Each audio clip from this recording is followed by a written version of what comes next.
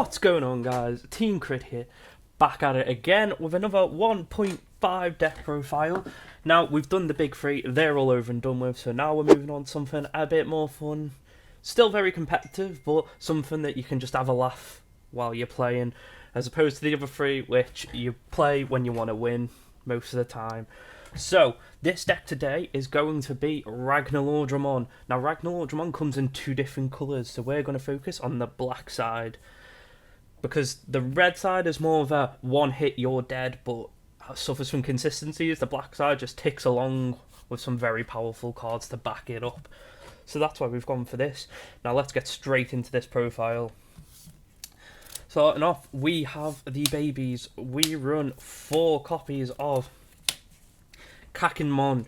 Digimon is a baby that basically just says, when attacking, if the Digimon attacking, so Digimon top of it is level 7, then you gain 1 memory. This is a once per turn effect. It's very good for this deck. Usually you look at the angle, that's very situational, but as you'll see, the whole deck rotates around getting that rag out, or one of the other level 7 options. Ooh.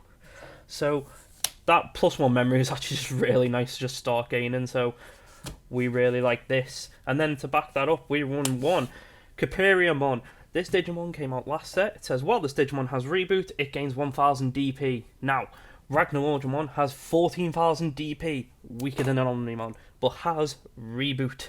So that puts it on the 15,000 threshold. It's just very nice to just have that. It helps with situations. So if you've got the Ragnar mirror, yours goes to 15, you swing, they reveal a Ragnar. Hey, look at that, you don't die. Very good. So that's all I'll say on the babies. Moving on. As I say, this is more of a fun deck. We are just playing 1 Tamer. Now, this is not usually how I'd run it. I'd run multiple copies for consistency. This should probably be ran at 2, but I had 1 slot over after building this deck, so I put the Tamer in, because a lot of the time with Ragnar, you'll have the 5, and you want to go into the 6 and then Ragnar straight away. So you need at least 3 memory. This just gives you that 3 memory. You don't really want to play it. You want it to be revealed off security most of the time, but as I say, this could literally be anything else. I've just put it in for that. I built the deck. I liked how it was running, but then realised that it needed obviously it needed another card, and this has worked out so far. It's not great, but hey, it does its job, so we'll keep it in there. So that's 1 Tai Chimera, and it's also all your black Digimon your opponent's turn gain a K. It's not that relevant in this deck. Now moving on to the rookies. I know I keep saying babies, but they are rookies. We run 4 copies of Ludomon. Now this card is a very good card. What this says is, on play, cost free, you get to reveal 5 cards from the top of your deck and add 1 Ragnaloardmon and 1 Legendary Arms type Digimon. Now, as you'll see, we are running multiple copies of Legendary Arms Digimon. And Ragnaloardmon himself is a Legendary Arms Digimon. So if you reveal 2, you can add them both. It's really good. That is why we are running 4 copies of it. To back that up, we are running 3 copies of Tunamon. We are running these because, in the meta as it goes, these are quite good. Not very good against Shine, obviously, for obvious reasons. These can be quite good against Green if they've teched it in that level 5 that says when they attack on your Digimon that they gain a memory. Very good against that. What this actually is very good against, though, is Ragnaloardmon. So you play this if you get the mirror, and especially if you get the red version, if you play this, their deck falls to pieces because they have to hard play the Ragnar and they can't gain the memory back. So that is why we are playing 4 Tunamon. Now, to back up the Tunamon, we are running 3 copies of Toy Agumon. This card came out in the Versa. This card is a very good card. 3 evolution, only 1k. Now you might go, why are we running a 1k? Like, surely we've got to run some big boys at some point, otherwise all the rookies are going to be pretty useless if we get stuck on rookies. Now, the reason that we are running the Toy Agumon is its inheritable skill, Reboot. What this means is any Digimon on top of it, when it swings, when your opponent's active phase, so when their Digimon become active, then your Digimon with Reboot will also become active, which is very good, especially when you combine it with like the Capiremon, like I said. Then that makes any Digimon gain 1000 and stuff, so it's very good. Then we also run 4 copies of Commandramon. This card is basically just the 2 cost, 3k. Most colours got them in the first set. This had to wait till the second set to get it, so now we're running 4 copies of it like most colours do. Not much more to say on that one. So they are the rookies, not babies, rookies. And then moving on, we are going to have a look to the champion level. We are running 4 copies of Gardramon. Now, Gardramon is just the blocker that every colour has, except in black, their blocker gains an extra 1000 DP, so it's 7k, so it actually wins the blocker war, but it can't attack. Now, this is a very fair trade-off, and it's one that you will make all day with this deck, because your attacks are going to come from your level 6 or your level 7, not from your early mons, because your earlier mons, a lot of them have inheritable skills. So you don't want them dying to like a lucky security, you want them to stay alive as long as possible, so that when you go to the 6 and 7, all your skills are kicking off and you're just controlling the game. So this is actually does not matter that it can't attack. Now to back that up, we are running 4 copies of Greymon from last set. So this card is a 4k, 4 cost to play. You never really do, but it's nice that it's only 4 cost to play. 2 cost Evo, but its inheritable is when the Digimon on top of it has Reboot, as I was saying with the Toyogamon, then that Digimon, when it attacks, gains jamming. That is so good because it solves all the issues I was saying where you don't want them to die to a lucky security. And they'd have to have something like the Gaia Force, or they'd have to have like the Kaizen. Sorry, I'm trying to remember all the blue ones that nobody plays, or the 7 stars for yellow. But as I say, they're not seen that much anymore, so this is really good. And then, to back that up, we are playing 4 copies of the Tankmon. This card is just generic 6k, 1 cost Evo. Again, most colours got them last set. Black had to wait till this set to get theirs, because that was just fair, apparently. So we're now playing 4 of it. Not much more to say on this. Just, it helps the consistency of the deck to level up fast if you need to.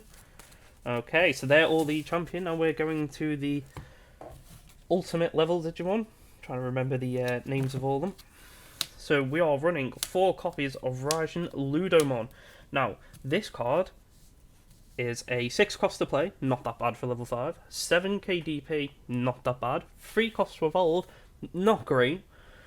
Its inheritable skill, though, is when attacking, if the Digimon on top of it is level 7, then it gains the effect to de-digivolve one of your opponents by 1. That's good. That is so good, because that just gets rid of any problem card that they could have by de-digivolving it. This is great. There is a level 4 that does the same thing, but we didn't really think it was needed. It's a bit overkill, and I quite like the Greymon instead of it, but you could switch it out for that. The Greymon is a card I'd switch out of all of them for it, but I prefer the Greymon. But this is such a solid card, so that is why we are running 4 of it. And as I say, it's a legendary arms for that Ludomon search. Then we run 4 copies of Andromon. This card is a 7k, 7 cost to play. It's pretty average. 3 cost to evolve, not great again, but it's a blocker. So pretty much, if you've been entering a lot of locals or online web conferences as it goes, been seeing a lot of Rookie Rush, because that's getting quite popular now. I refuse to call it one of the best decks because I hate that deck with a passion, but even if you hate a deck, you've still got to acknowledge when it's a good deck, and Rookie Rush is a good deck. Black is the colour for you if you don't like it, because the amount of blockers you play, it's so nice just looking at them pulling a blocker down every time they put a small guy down. So we are running 4 copies of that. That is all the ultimate level, sorry. Now moving on to the mega levels, we are running 4 copies of Ludomon. This card is just a 10 drop to play, 3 cost to evolve onto a red or a black. This is why I'm saying Ragnar can play on either colour. It's really nice. 12k DP, pretty nice. But it has an inheritable, which all the other 12k vanillas didn't have, which is why it costs 1 more, is when an opponent's Digimon attacks, you can block it. So basically the Digimon on top of it, the level 7 gains blocker. That is really nice. And that pairs along nicely with the Durandamon. Now Durandamon is pretty much the same as this, 12k, 10 cost to play, evolves onto red or black for free, but the level 7 that goes on top gains piercing. So these are very important because these are the parts of So Ragnaloardmon basically says when it evolves, you can put either one of these underneath it and then gain 3 memory back, so it's a free evo, and then the Rag obviously will gain the blocker and the piercing if you have them both underneath it. So that is why we're running these. Blocker is better than piercing, which is why we're running 3 piercing for the 4 blocker. 4 and 4's a bit overkill. As you'll see, I've got some weird numbers in this deck of what I consider to be a bit of an overkill on it. Now, to go along nicely with them, we've just got to have some generic level 6s to back that up. So we are going with the Blitzgreymon. This card is a 12 cost to play, but you don't do that. It costs 4 to evolve onto red or black. That's quite high, so what's the effect, you may say? Well, the effect is it has piercing, but when it digivolves, you can target one of your opponent's Digimon and de-digivolve it by 2. That is so good. This card is so good. This card is what makes this deck really be able to compete, because a lot of the times before you even hit the Ragnaloardmon, some decks already start to set up. This card just lets you go play the blitz, slow the board down, bring it back a stage so they're actually behind you now on board. They then spend their next turn catching up, and then you put the Rag on top next turn because it can just evolve on top of any of them, and then you're ahead on board. So even though they rushed, you're now ahead, and it's a 12k body as well, so it's, even if you don't have the level 7, it's a pretty good card to have. So that is what we are running for our Megas. Now moving on,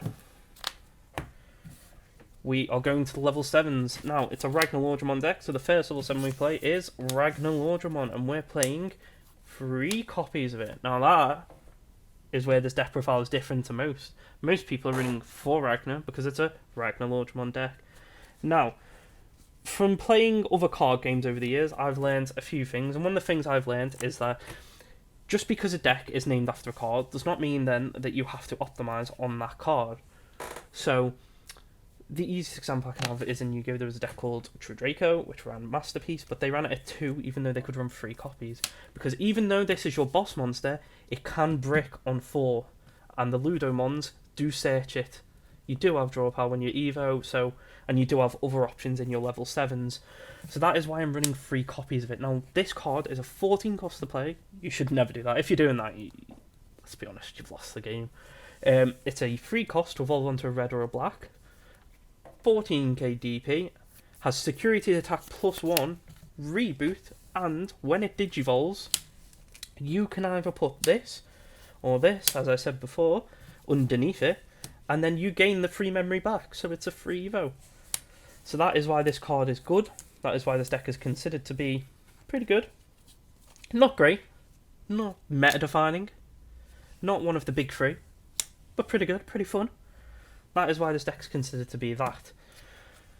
So, we run 3 of them. Now, as I said, we run other level 7s to back them up, because this is good, but it's not as good as Omnimon, because it doesn't deal with a board. It just creates a big issue on board that if they have an answer to, you're then like, ah.